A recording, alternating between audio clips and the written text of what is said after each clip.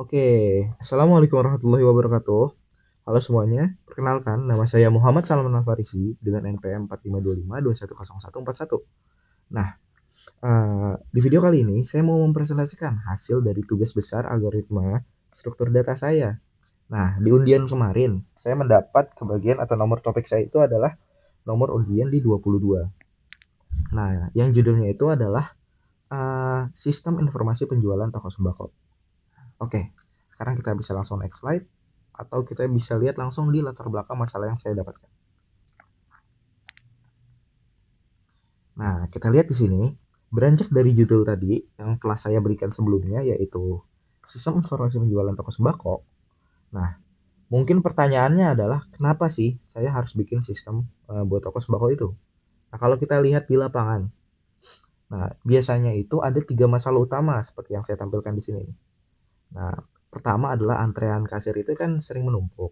Nah, yang kedua adalah nyatet stok di gudang itu kan biasanya masih manual atau masih menggunakan buku. Nah, jadinya ketika kita menggunakan buku atau masih manual, bakal langsung muncul tuh yang namanya adalah selisih.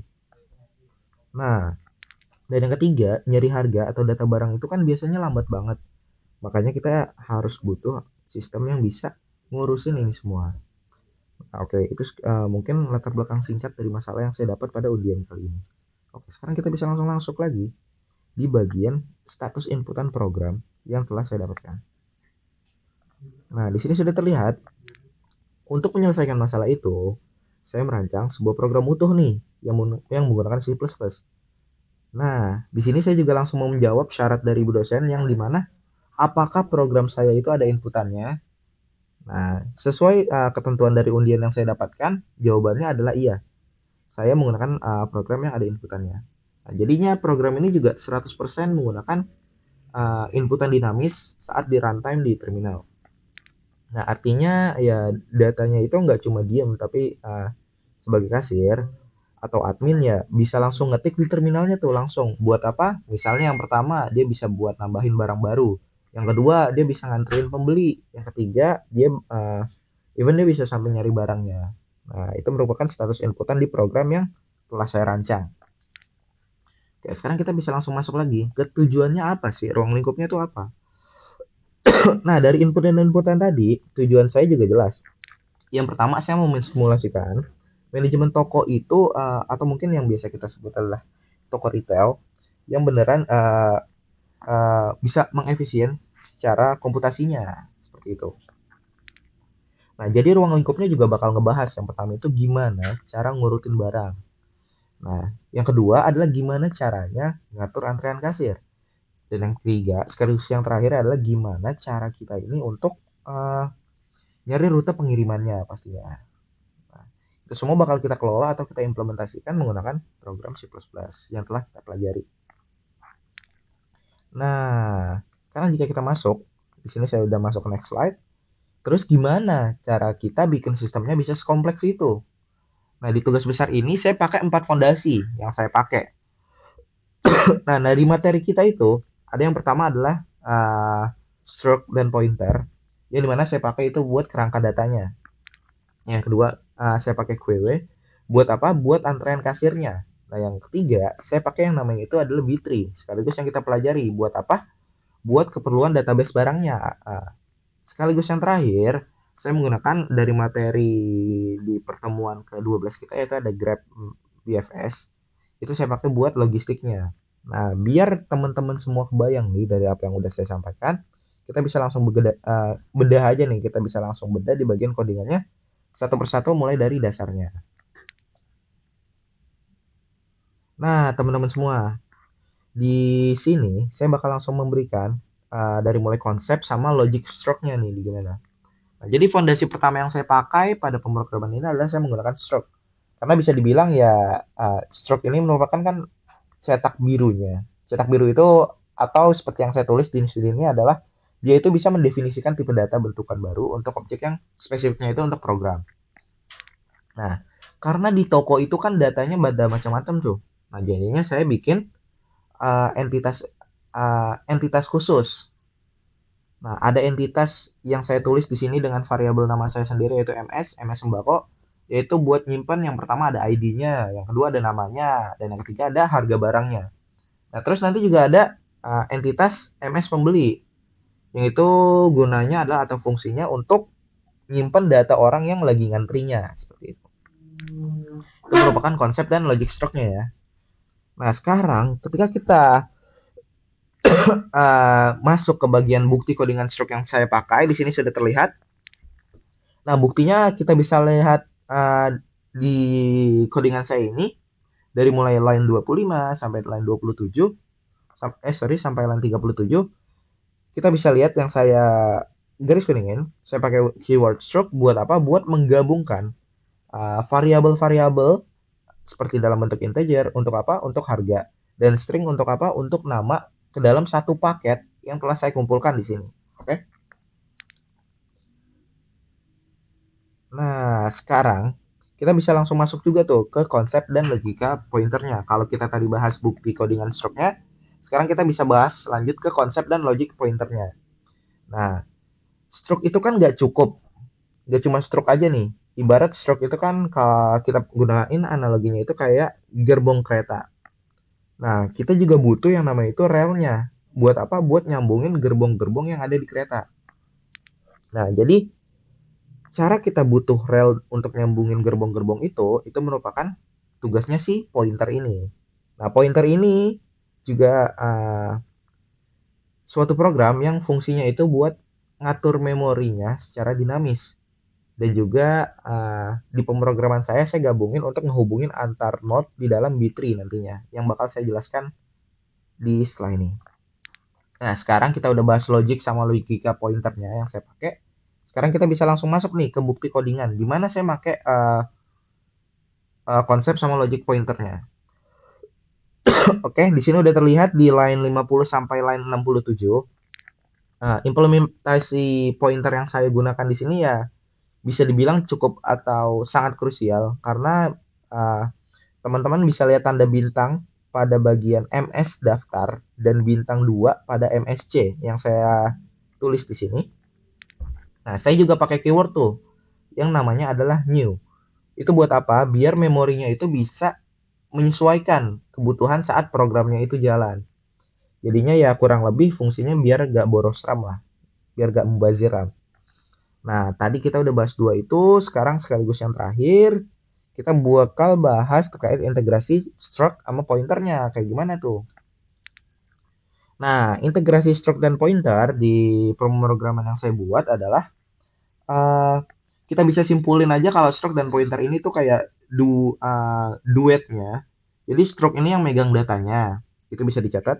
Stroke yang megang datanya bisa dilihat. Nah, kalau pointer itu yang buat ngatur jalurnya. Nah, dari kombinasi dua ini nih, kita bisa bikin yang namanya itu adalah struktur data. Yang pastinya tingkatan lanjut atau level yang lebih rumit lagi. Jadi contoh buat sistem kasir. Contoh buat sistem kasir yang akan kita bahas di slide berikutnya nih nanti. Oke, sekarang kita bisa langsung masuk ke slide atau section 11 yang dimana kita dari section 11 sampai ke 15 ini bakal bahas terkait query dan bit research-nya. Oke, sekarang kita masuk ke konsep query-nya dulu ya. Nah, di sini udah tertulis ada beberapa visual dan beberapa prinsip dari mulai representasi, masuk dan keluarnya. Sekarang kita masuk ke konsep query dulu, yang dimana kita bisa masuk ke simulasi loket kasirnya terlebih dahulu. Di sini saya pakai metode yang namanya query berbaris array, sesuai dengan yang minta pada kertas yang saya dapatkan di undian. Nah, aturannya itu ya simple. Kita pakai Vivo, namanya nih prinsip Vivo, bisa dilihat teman-teman semua. Atau mungkin bahasanya itu adalah first in dan first out.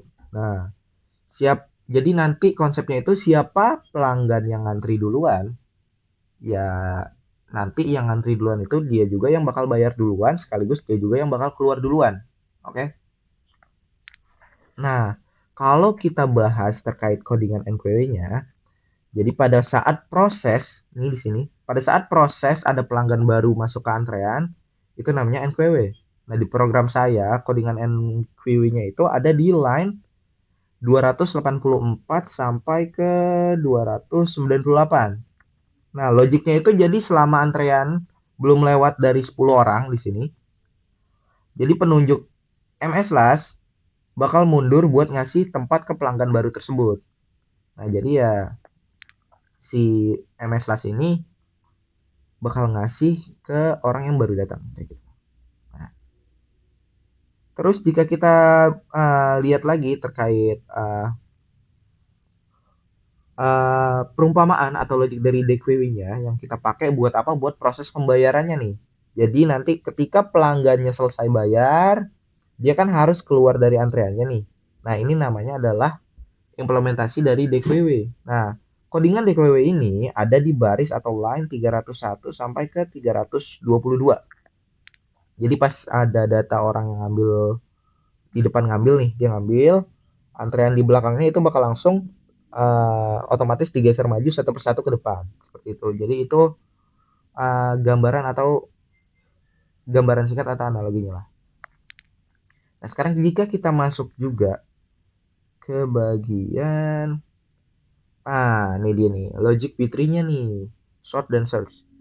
Nah, jadi konsepnya itu kalau kasirnya itu kan udah beres nih. Kasirnya itu udah beres terus nyari data nih, misalnya barangnya ada di mana. Nah, jawabannya itu mungkin kalau di real life-nya barangnya itu ada di gudangnya atau mungkin bahasa komputernya itu barangnya itu ada di database yang kita pakai di struktur B3-nya ini.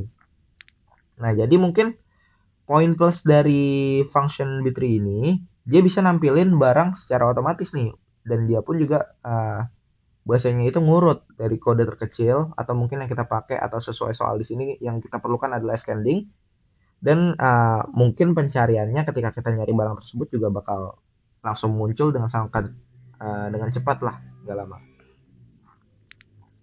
Nah, tadi kita udah menjelaskan terkait logic B3-nya. Sekarang, jika kita mau coba lihat implementasi B3-nya itu saya pakai di mana, teman-teman bisa lihat di sini uh, untuk code buat nyarinya itu saya implementasinya itu ada di baris 215 sampai di baris 226 atau dengan tutupnya itu 227. Nah, jadinya ya fungsi ini nih ibaratnya kita pakai buat nyari kode yang keluar saat diketik di kasir.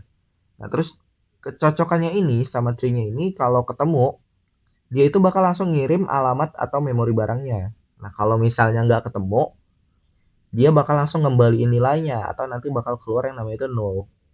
Nah, sekarang kita udah selesai bahas terkait B3 pada pengimplementasian program sistem yang kita buat. Sekarang kita bisa langsung masuk nih.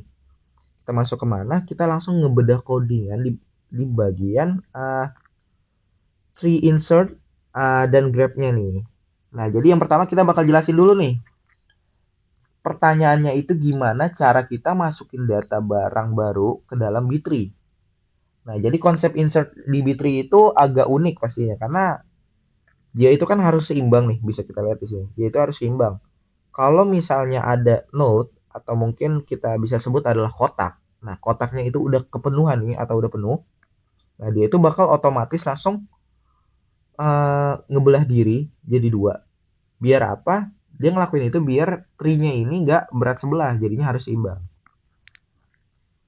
Nah, kalau kita lihat codingan implementasinya di sini, uh, jadi yang tadi saya bilang itu logic untuk membelah diri, kita bisa lihat di codingan insertnya nih di sini, codingan insertnya. Jadi proses utamanya itu ada di fungsi yang saya tulis di ms sisip tidak penuh nih di sini. Di bagian line 149 sampai line 178. Nah, kan di situ ada pergeseran arahnya tuh, bisa terlihat nih di sini. Nah, di dalam node-nya. Nah, saat ada pergeseran array, di situ juga bakal langsung disisipkan agar code-nya itu tetap berurutan. Jadi untuk codingan implementasi code di B3 insert-nya ya kurang lebih seperti itu. Sekarang jika kita masuk ke konsep di bagian grab BFS atau BFS-nya, jadi ibarat kasir udah aman, gudang juga udah aman nih kalau di real life-nya. Nah, sekarang yang harus kita pikirin gimana cara tokonya itu biar makin real. Nah, jadi ya sesuai batasan yang telah diberikan pada soal, ya saya nambahin fitur aja nih di bagian logistik. Buat apa? Buat pengiriman barangnya pakai materi Grab. Nah, jadi kurang lebih nih bisa dilihat di sini ada 5 titik yang saya buat di visualisasinya. Yang pertama itu adalah ada lokasi agennya. Di sini saya pakai yang namanya algoritma breadth first search di BFS, yang dimana itu buat nyari rute distribusi yang paling efektif dan meratanya. Nah, jadi konsep dari Grab-nya saya implementasinya di sini. Oke, sekarang kita langsung masuk aja nih ke implementasinya di dalam codingan atau program yang saya buat. Nah, jadi untuk ngaktifin fitur logistik ini, uh, implementasi Grab-nya itu saya mulai ngebuat adjacency matrixnya, sorry, atau mungkin uh, matriks ketetanggaan mungkin di baris atau di line 333 sampai di line 339. Terus dia langsung proses tuh jalan rutenya itu pakai QW. Nah, biar apa? Biar bisa ngebantu programnya itu inget nih agen mana aja yang udah kita kunjungi sebelumnya. Kurang lebih seperti itu. Nah, jadi semua kebutuhan soal yang ada di kertas undian yang saya dapat itu sudah saya jelaskan konsepnya pada pemrograman yang atau sistem yang kita buat. Sekarang kita bisa langsung masuk ke kesimpulannya aja nih. Nah, jadi kalau kita tarik aja nih benang merahnya, 3 sistem ini ya kita buat segimana mungkin dia itu bisa saling bekerja sama. Yang pertama itu ada antrean kasirnya, kita bisa gunakan QW. Yang pertama itu biar lancar karena data barangnya kan harus dicari dan keluarnya itu harus cepat sama database gudangnya. Nah, kalau database gudangnya di sini kita pakai B3. Nah, kalau kita mau lihat ketersediaan barangnya di gudang, disuplai dari sistem logistiknya, itu kita pakai namanya Grab BFS. Nah, kesimpulan udah kita dapet, sekarang kita bisa langsung demo aja nih. Kita coba mulai eksekusi program atau kita compile. Nah, jadi bisa dilihat di sini di sebelah kanan di visualisasinya sesuai dengan screenshot. Jadi codingan C++ yang kita buat sebelumnya itu ya yang panjang lebar tuh yang kurang lebih ada 500 line. Nah, itu udah berhasil di compile ya 100% berhasil ya, nggak ada error sama sekali di outputnya. Karena di sini dia langsung muncul tampilan menu awal dari yang telah kita sediakan. Nah, sekarang jika kita next, nah ini dia merupakan tampilan dari menu utamanya nih. Yang pertama, ini bisa membuktikan bahwa program kita itu punya inputan dinamis sesuai dengan kebutuhan soal, ya kan? Nah, di sini juga kelihatan nih, ketika saya milih opsi 1, nah ketika saya milih opsi 1, dia itu bakal program langsung minta saya ngetik manual ID barang, nama, harga, dan stoknya. Oke? Nah, ketika itu semua terjadi, semuanya bakal langsung kesimpan tuh di B3 saat itu juga. Nah, B3 itu seperti yang saya bilang sebelumnya ya, itu singkatnya kayak gudangnya lah. Nah, hasil output dari ketiga eksekusi compilan QW3 sama Grab itu, ini merupakan hasil dari fitur-fiturnya. Ya kalau B3 ya otomatis dia nampilin katalognya nih berurutan, bisa terlihat di sebelah yang tengah nih. Nah, itu merupakan struk kasir yang keluar pas kita lagi nge apa ya? Kalau bahasa di komputernya nge-DQW simbol beli. Nah, dan yang paling bawah nih bisa teman-teman lihat, itu merupakan alur dari Grab-nya nih, yang nunjukin kalau urutan pengiriman barang yang telah kita implementasikan itu ya benar sesuai sama algoritmanya, yaitu dari satu agen ke agen lainnya seperti itu. Nah, jadi kesimpulan tugas besar kita sebagai penutup juga, ya tugas besar ini ya singkatnya kita bisa benar-benar ngebuktiin kalau materi yang kita pelajari yaitu terkait algoritma struktur data atau AST itu nggak hanya bisa kita pelajarin teorinya aja, bahkan kita bisa mengimplementasikan semua kemauan soal itu ke dalam satu pemrograman yang bisa mungkin ngebantu sistem kasir, yang bisa mempermudah di keseharian kita. Nah, jadi kalau di tugas kita dengan ngegabungin Stroke, WW, B3, dan Grab, kita kan jadi bisa ngebangun nih simulasi sistem informasi retail yang mungkin bahasa kerennya itu bisa saling terintegrasi dan mungkin bisa lebih um, nampilan atau ngebuktiin efisiensi memorinya. Nah, oke. Jadi mungkin kita udah di ujung penjelasan atau presentasi saya. Semoga penjelasan saya kan juga bisa mengenai Sistem informasi dan penjualan toko sembako ini dapat dimengerti dan memenuhi kriteria penilaian Bapak Ibu semua. Sekali lagi, saya Muhammad Salman Al-Farisi dengan NPN 4525210141. Uh, Terima kasih dan pamit undur diri. Terima kasih banyak atas waktunya. Wassalamualaikum warahmatullahi wabarakatuh.